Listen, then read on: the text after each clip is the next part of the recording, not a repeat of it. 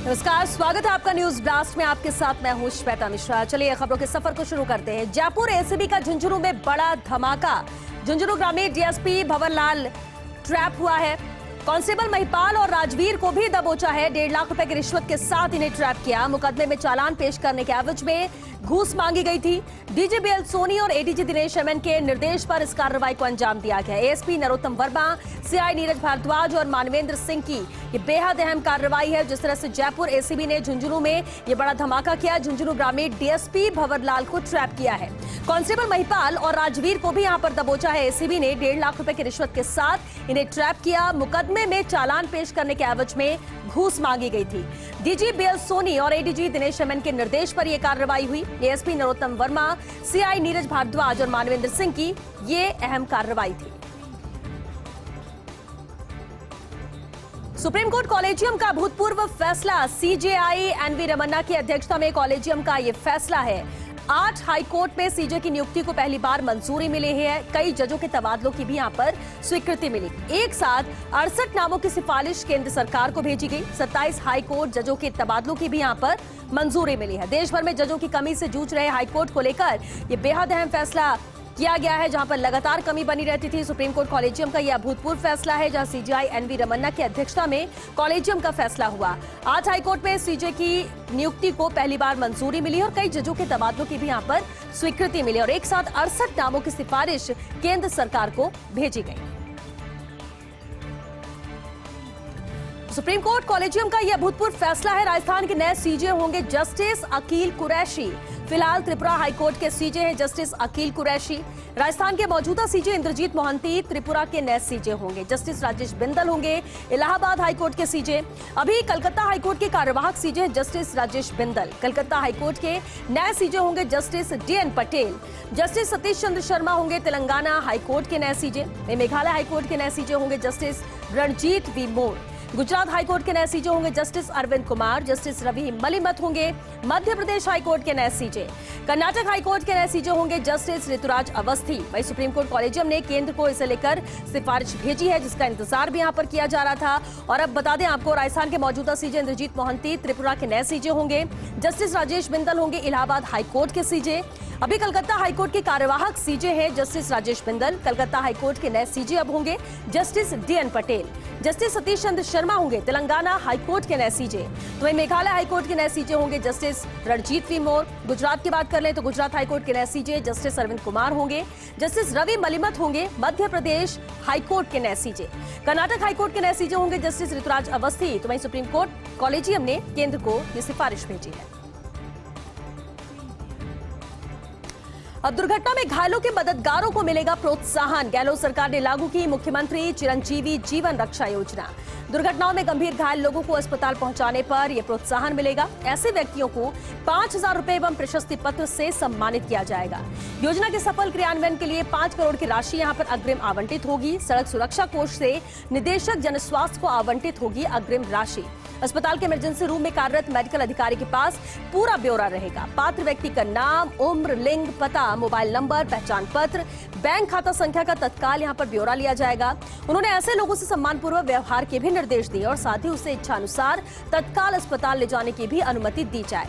चिकित्सा एवं स्वास्थ्य मंत्री डॉक्टर रघु शर्मा ने इसे लेकर अहम जानकारी दी है, यानी कि जो मदद करेंगे उन्हें प्रोत्साहित किया जाएगा, प्रोत्साहन मिलेगा। ये एक नई शुरुआत यहाँ पर की जा रही है। दुर्घटना में घायलों को जो मददगार होंगे उन्हें यह प्रोत्साहन मिलेगा। गहलोत सरकार ने मुख्यमंत्री चिरंजीवी जीवन रक्षा योजना लागू की है।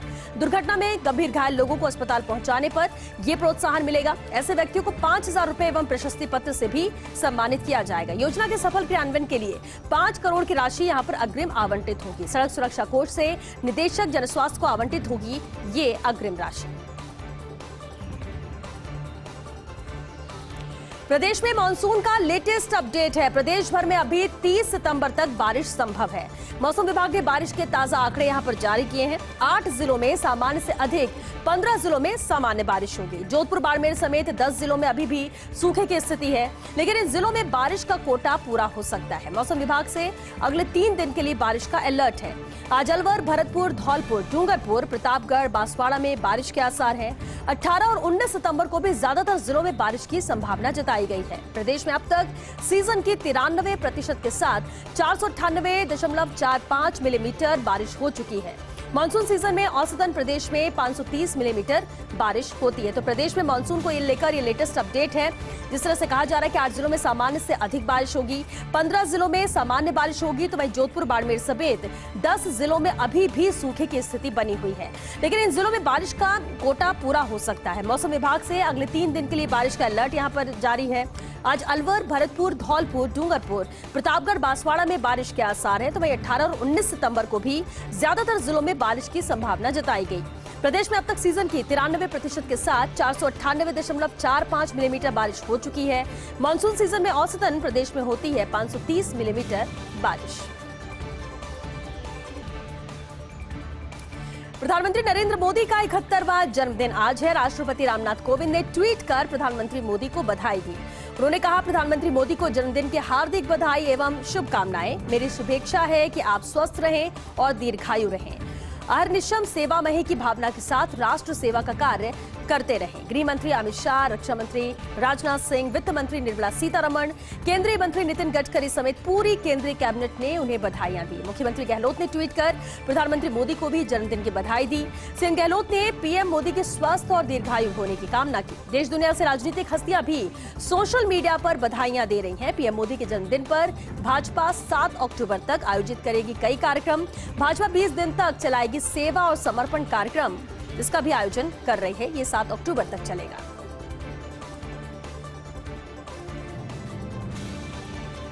प्रधानमंत्री मोदी के जन्मदिन पर जगत प्रकाश नड्डा का लेख, भारत के सामाजिक और सुरक्षा संबंधी परिदृश्य में बदलाव।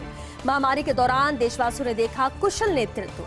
जनता से सीधा संवाद बनाए रखते हैं प्रधानमंत्री नरेंद्र मोदी। सेवा दिवस के रूप में मनाया जा रहा है मोदी का जन्मदिन, लेकिन हमारे लिए तो हर दिन ही होता है सेवा दिवस। भाजपा के राष्ट्रीय अध्यक्ष हैं जगत प्रकाश नड्डा, जिन्होंने ये लेख लिखा और खासतौर से शुभकामनाएं जहां प्रधानमंत्री नरेंद्र मोदी को दी। और इसे लेकर उन्होंने कहा कि आज के परिप्रेक्ष्य में यानी 17 सितंबर, जबकि प्रधानमंत्री नरेंद्र मोदी का जन्मदिन है, महामारी के दौरान देशवासियों ने भी देखा कि किस तरह से देश का कुशल नेतृत्व रहा है। जनता से सीधा संवाद बनाए रखते हैं प्रधानमंत्री नरेंद्र मोदी। सेवा दिवस के रूप में मोदी का जन्मदिन मनाया जा रहा है, लेकिन हमारे लिए तो हर दिन सेवा दिवस ही होता है। कांग्रेस में शामिल हो सकते भाकपा के सदस्य कन्हैया कुमार। पिछले करीब 10 दिनों से चल रही है इस तरह की अटकलें। अब नई खबर यह है कि हार्दिक पटेल जोरदार प्रयास कर रहे हैं। कन्हैया को कांग्रेस में लाने की कोशिश कर रहे हैं हार्दिक पटेल। गुजरात प्रदेश कांग्रेस के कार्यवाहक अध्यक्ष हैं हार्दिक पटेल, जो लगातार कोशिश ये कर रहे हैं कि कन्हैया कुमार कांग्रेस में शामिल हो सके। पिछले कुछ दिनों से अटकलें भी इसे लेकर चल रही हैं। तो कांग्रेस में शामिल हो सकते भाकपा के सदस्य कन्हैया कुमार।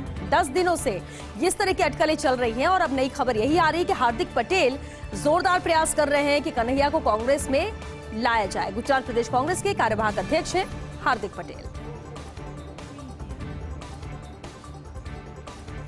रिटायरमेंट से 10 दिन पहले पद से हटाए Iqbal Singh Cheema. National company law appellate tribunal के कार्यवाहक प्रमुख हैं चीमा। केंद्र सरकार ने ट्रिब्यूनल रिफॉर्म्स एक्ट 2021 के तहत उन्हें हटाया है। केंद्र सरकार की इस कार्रवाई से सुप्रीम कोर्ट नाराज है, आदेश भी रद्द हुए। 20 सितंबर तक एनसीएलएटी प्रमुख बने रहेंगे जस्टिस चीमा। वहीं सुप्रीम कोर्ट ने केंद्र सरकार को इसे लेकर चेतावनी भी दी है। न्यायाधिकारियों के मुद्दे पर सुप्रीम कोर्ट की ये चेतावनी है। Tribunal reforms act 2021 supreme court रोक भी सकता है। कंपनी लॉ अपीलेट ट्रिब्यूनल के कार्यवाहक प्रमुख का ये बेहद अहम मुद्दा है। सरकार ने जिस तरह एक्टिंग चेयरपर्सन की सेवाएं खत्म की है, बदलाव के नाम पर पद से हटाने का ये तरीका ठीक नहीं है, जिसे लेकर कोर्ट ने नाराजगी भी व्यक्त की। नए कानून पर रोक भी लगा सकता है सुप्रीम कोर्ट। फिलहाल 20 सितंबर तक पद पर रहेंगे एनसीएलएटी प्रमुख।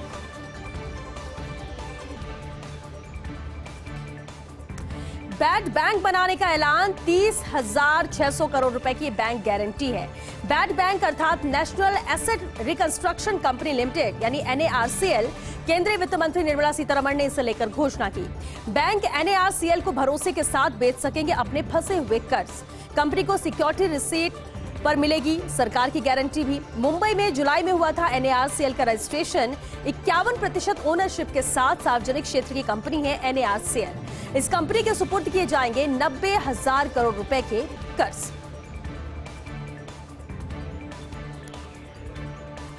क्या प्रियंका गांधी लड़ेंगी यूपी विधानसभा का चुनाव? विधानसभा चुनाव लड़ने वाली नेहरू गांधी परिवार की पहली सदस्य होंगी प्रियंका।